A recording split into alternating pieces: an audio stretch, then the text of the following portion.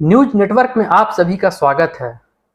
आपको मैं बता दूं कि अडानी की अगर नाम भी ले तो कहीं ना कहीं देखेंगे कि यह दर्द सेंट्रल में जरूर होगा, क्योंकि अभी जो मौसम चल रहा है आप देखेंगे राहुल गांधी को भी संसद हाउस से इसलिए बाहर कर दिया गया था कि अडानी के टिप्पणी पर जो भी अडानी के बारे टिप्पणी करेगा उसको बाहर कर दिया जाएगा, क्योंकि ये पीएम को मंजूर नहीं है।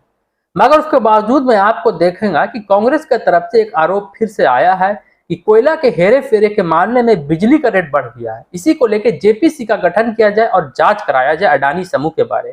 कांग्रेस नेता रमेश ने कहा है, आपको मैं बता देता हूं कि सोमवार को एक बयान जारी कर कहा है कि हाल ही में कई मीडिया रिपोर्ट्स में हुए खुलासों में अडानी ग्रुप और अडानी के विश्वसनीय लोगों के बीच के घनिष्ठ संबंधों के गुप्त नेटवर्क और स्पष्ट रूप से सामने ला दिया गया है, जो न सिर्फ कथित तौर पर राउंड ट्रिपिंग और मनी लॉन्ड्रिंग में शामिल है, बल्कि भारतीय प्रतिभूति और विनिमय बोर्ड सेबी के कानूनों का खुलेआम उल्लंघन भी करता है। इन खुलासों में दो नाम सामने आए हैं। रमेश ने कहा है कि पहला नाम चांग चुंग लिंग और दूसरा नाम नासिर अली सब्बान अहली का है।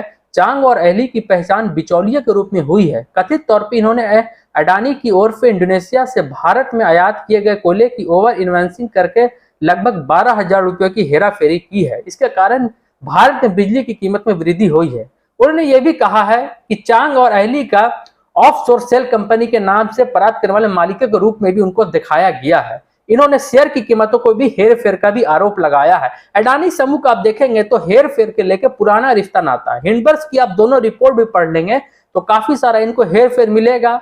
आपको न्यूयॉर्क टाइम्स से लेकर सभी विदेश अखबार में भी अडानी की आलोचना आपको मिलेगी। पर भारत में अडानी की आलोचना करना सबको महंगा ही पड़ सकता है, क्योंकि इनमें आपको आप जिसके बारे आलोचना कर रहे हैं आप पहले समझ ले उनके बारे, और इनका खामियाजा बहुत लोग भुगत चुके हैं।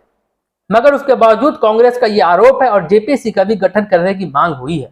अब बराबर ये भी जरूर उठता है बात, क्योंकि सेंट्रल क्यों आखिर इनकी जांच पूरी तरीके से क्यों नहीं करवा रही अडानी समूह का। आखिर सेंट्रल को इसे जांच करने से क्या नुकसान है या क्या फायदा है, या फिर आखिर इससे अलग क्यों हो रही है।